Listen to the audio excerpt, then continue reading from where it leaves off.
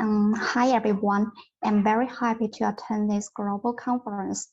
And my name is Xie Hongliang from Zhejiang University. It's my great honor to, on behalf of my teacher, Professor Li Lu, to make this speech because tonight she has teaching tasks to deal with.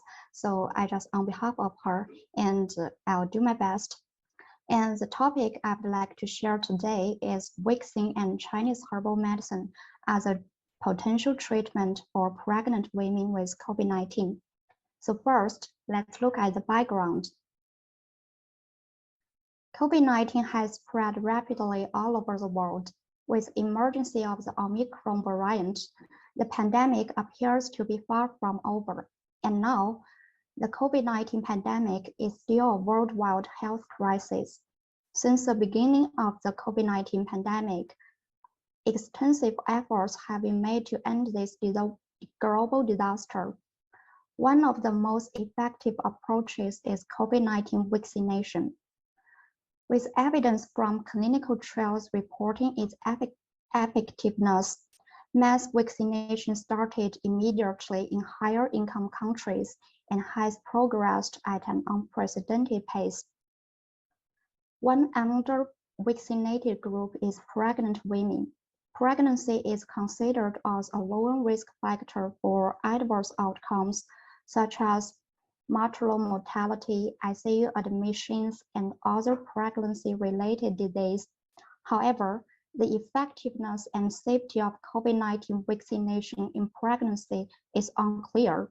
Recently, clinical trials have been conducted to assess its efficacy and safety for pregnant women. However, they are limited by poor methodology, conflicting conclusions, and wide heterogeneity between different studies.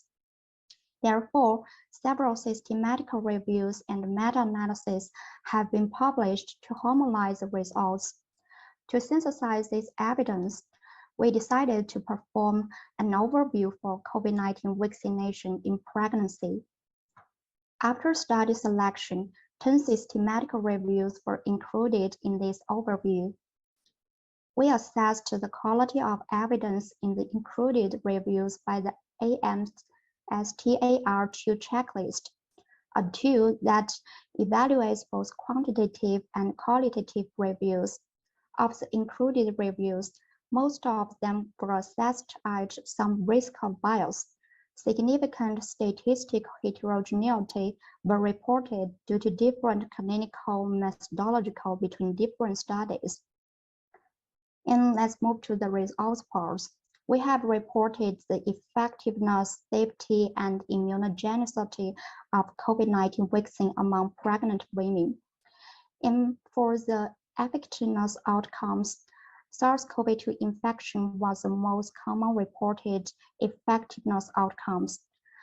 3 meta-analyses, including 14 observational studies, reported that vaccination prevented pregnant women from SARS-CoV-2 infection. The quality of the evidence was from moderate to low. 2 meta-analyses, including 4 observational studies, reported that vaccination may prevented pregnant women from COVID-19 related hospitalization. The quality of the evidence was low. 3 meta-analyses, including 9 observational studies, reported that it's unclear whether vaccination prevented pregnant women from ICU admission. The quality of the evidence was low. And for the safety outcomes, we reported the common adverse pregnancy, delivery, fetal, and neonatal outcomes respectively. First, for the adverse pregnancy and delivery outcomes, 3 meta-analyses, including 9 observational studies, reported that it's unclear whether vaccination prevented pregnant women from miscarriage. The quality of the evidence was from low to very low. Our study found that there are conflicting conclusions about whether vaccination prevents postpartum hemorrhage. The quality of the evidence was from low to very low. For the adverse fetal outcomes, 4 meta-analyses, including 16 observational studies, reported that it is unclear whether vaccination can reduce preterm births. The quality of the evidence was from low to very low. Also, our study found that there are conflicting conclusions about whether vaccination reduces stillbirths. The quality of the evidence was from low to very low. For the adverse neonatal outcomes, there are conflicting conclusions about whether vaccination reduces neonatal birth weight. The quality of the evidence was from low to very low. Also, there are conflicting conclusions about whether vaccination reduces neonatal ICU admission. The quality of the evidence was from low to very low. For the immunogenicity assessment of COVID-19 vaccine among pregnant women, the available and limited data show that anti-SARS-CoV-2 antibody responses in pregnant women after vaccination and the immunogenicity of vaccination across pregnant women does not seem to differ from general population. It also seems that a major amount of anti-SARS-CoV-2 immunoglobulins is transferred through the placenta, cord blood, and breast milk to the newborn, providing humoral immunity. From the above results, we know that COVID-19 vaccination is a safe and effective way for pregnant women. Available data do not support an increased risk of adverse outcomes following COVID-19 vaccination in pregnancy, so vaccination should be recommended as its benefits seems to outweigh any potential risks. However, there are still have some conflicting conclusions towards the safety outcome, and the optimal timing of vaccination remains uncertain. Additional information like non-mRNA vaccines, vaccination early in pregnancy, and long-term infant outcomes are also needed. To date, there is no effective treatments for pregnant women with COVID-19 infection. Since pregnancy is a lower risk factor for severe complications from COVID-19, alternative treatments are urgently needed. Chinese herbal medicine as a complementary and alternative therapy exhibited remarkable benefits against the COVID-19 pandemic, and the WHO expert meeting further supported its beneficial of Chinese herbal medicine in infected people. Besides, Chinese herbal medicine has a long history in the treatment of gynecology and obstetrics diseases, which showed good safety and efficacy. We have made a systematic review and meta-analysis to assess the clinical efficacy and safety of combined CHM and WM for different severity of COVID-19, which published in Chinese Medicine. Our study supported the therapeutical effects and safety of combined CHM and WM treatment on COVID-19, especially for patients with mild and moderate symptoms. In this study, larger number of RCTs at low risk of bios were included.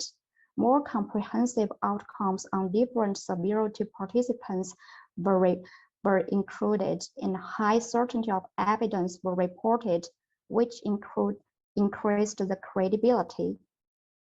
Recently, we have made an updated meta-analysis of combined CHM and WM therapy for COVID-19. For the efficacy assessment, compared with WM alone, combined Chinese herbal medicine and Western medicine showed higher total effectiveness rate. And compared with WM alone, combined CHM and WM showed lower total adverse event rate. Since the aim of COVID-19 vaccination is to prevent COVID-19 infection, Chinese herbal medicine has shown good efficacy and safety both in preventing and treating patients with COVID-19 infection. So based on the above study results, we came up with a scientific hypothesis, that is, COVID-19 vaccination combined with Chinese herbal medicine could be a potential and promising treatment for pregnant women with COVID-19. Well, next, I would like to make a short introduction of our team member.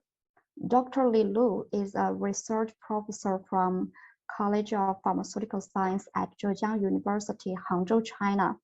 And over the past few years, she has published over 30 papers in international peer-reviewed journals.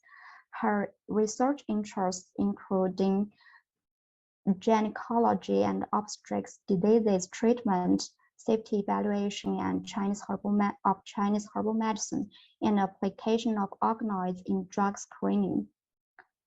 Well, we also have two experts. One is Professor Fan Xiaohui, and the other is Professor Wang Qiqiu. Professor Fan Xiaohui is the wisdom of College of Pharmaceutical Science of Zhejiang University, and his research interests include traditional Chinese medicine systems, biology and network pharmacology, single-cell omics, and spatially resolved transcriptomics.